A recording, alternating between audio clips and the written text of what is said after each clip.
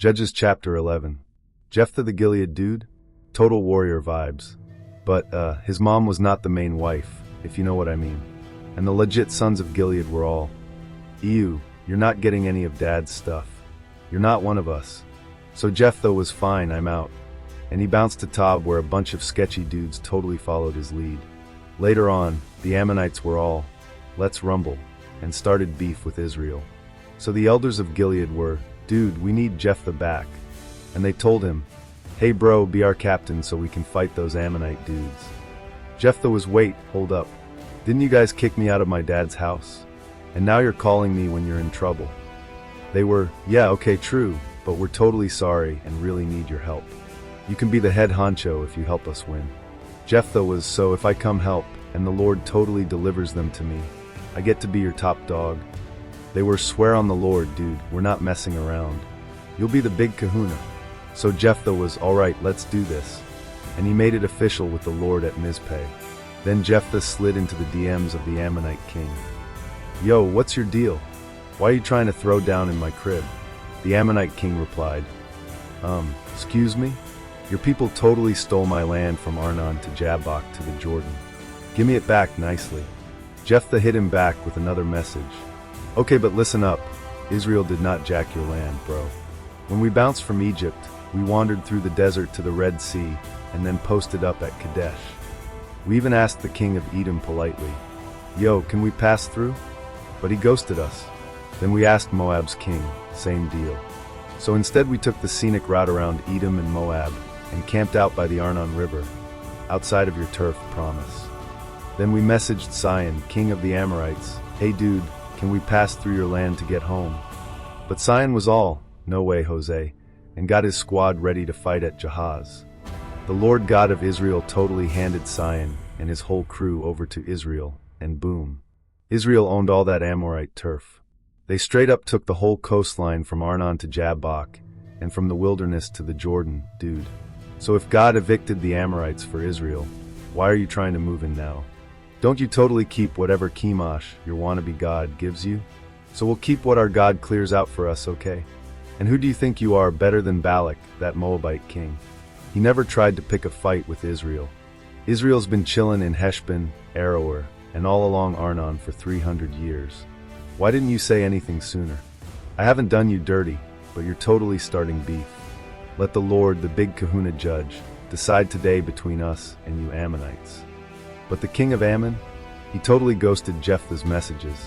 Then the spirit of the Lord totally filled Jephthah, and he cruised through Gilead and Manasseh and all the way to Mizpeh before rolling up on the Ammonites. Jephthah was like, okay God, if you totally help me win this battle, like no doubt, then whatever comes out my door when I get home, I'm giving it to you, full sacrifice mode. So Jephthah threw down with the Ammonites, and God came through majorly. He wiped them out from Aroer to Minnith, 20 cities, and it was a gnarly victory. The Ammonites were so done. Then Jephthah rolled home to Mizpeh, and ugh, his daughter runs out all happy with tambourines and a dance party. She was his only kid, and he was like, no, girl, this totally wrecks me. You just crushed my soul. I made a vow to the Lord and I can't take it back. And she was all, Dad, if you made a promise to the Lord, then you gotta do what you said. He totally gave you that epic win. And she added, but can I have 2 months to go cry on the mountains with my BFFs about, my whole no boys ever thing? He was like, yeah babe, go for it. So she took off with her girls and cried it out in the hills. 2 months later, she came back, and Jephthah followed through on the vow. She never knew a dude. And from that, the gals of Israel started this yearly tradition of mourning Jephthah's daughter, 4 days every year. Judges chapter 12. The dudes from Ephraim got all fired up and cruised north to Jephthah like, bro, why'd you go fight the Ammonites without hitting us up? Not cool. We're so mad we're gonna torch your house, with you in it. And Jephthah fired back, whoa, chill. Me and my crew were in serious beef with Ammon, and I totally called for help. You guys ghosted me. So when I realized you weren't coming, I was whatever, I'll do it myself. I risked it all, and the Lord totally came through. Now you want to fight me? For real? So Jephthah got the Gilead squad together and threw down with Ephraim. They totally beat them because Ephraim had been calling them runaway rejects from Ephraim and Manasseh. Rude. The Gilead bros blocked all the Jordan crossings so Ephraimites couldn't escape.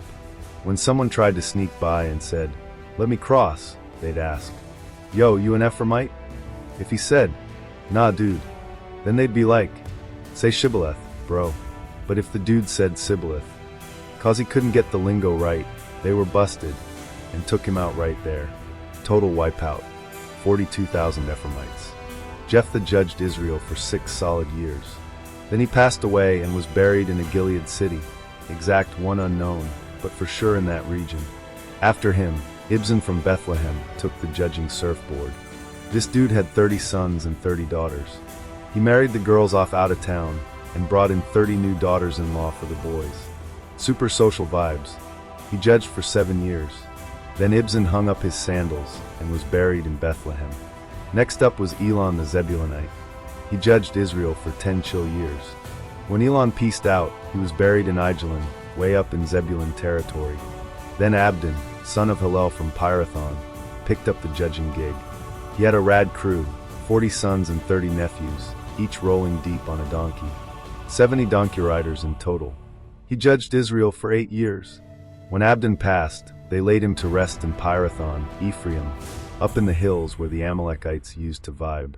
Judges chapter 13. The Israelites were totally being lame again and doing what was bogus in the Lord's eyes, so he handed them over to the Philistines for 40 whole years. In this chill place called Zorah, there was this dude from the tribe of Dan named Manoah. His wife, though, couldn't have kids. Total bummer. Then out of nowhere, the angel of the Lord showed up to her and was like, "Look, girl, I know you're barren and haven't had a kid, but guess what? You're totally gonna get preggers and have a son. So no wine, no hard drinks, and don't be munching on anything unclean, okay? You're gonna have a little dude and no razors near his head, cause he's gonna be God's Nazarite from the get-go. He's gonna start rescuing Israel from those gnarly Philistines." So she ran to her hubby and was like, "Babe, this total godly man came to me, and he looked like an angel, major off vibes. I didn't even ask for his name or where he came from. But he told me I'd have a son and to totally stay away from wine, strong drinks, and gross stuff because our kid's gonna be dedicated to God from birth until death." Then Manoah was like, "Oh Lord, if you could send that righteous dude again to teach us how to raise this miracle baby, that'd be awesome."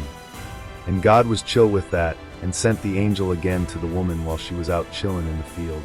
Manoah wasn't with her at the time. She sprinted back to her man and was like, "OMG, he's back. That dude who talked to me the other day."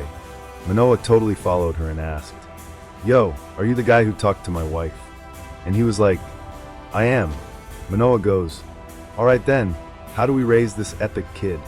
What's the game plan?" The angel's like, "Just make sure your wife follows all the stuff I told her. No grapes, no Chardonnay, no forbidden snacks. Keep it all clean. Totally important." Then Manoah's like, "Bro, hang out with us a bit.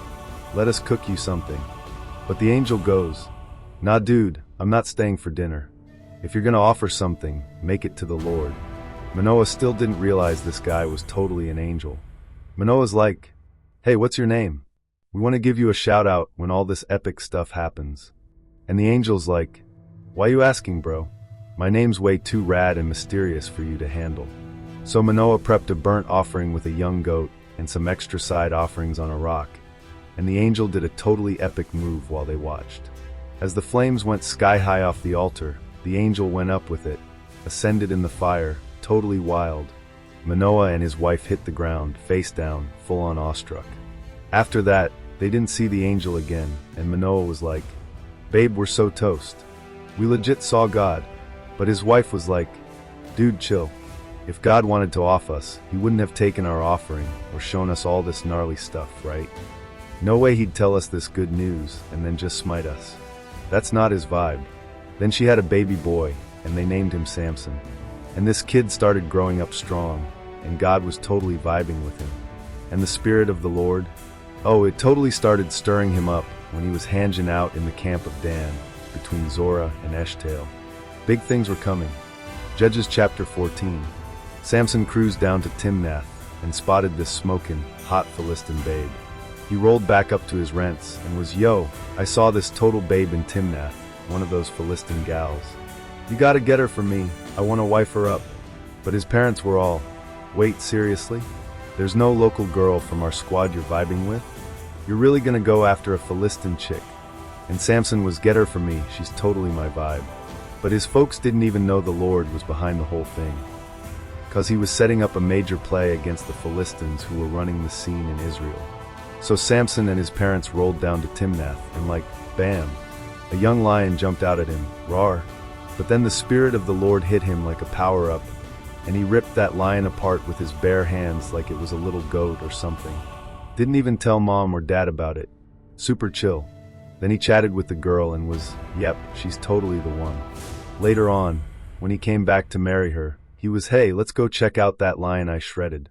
And whoa, inside it was like a beehive full of honey. He scooped some up and munched as he walked, then shared it with his parents, but didn't spill the tea about it coming from a dead lion. Kinda gross. Kinda awesome.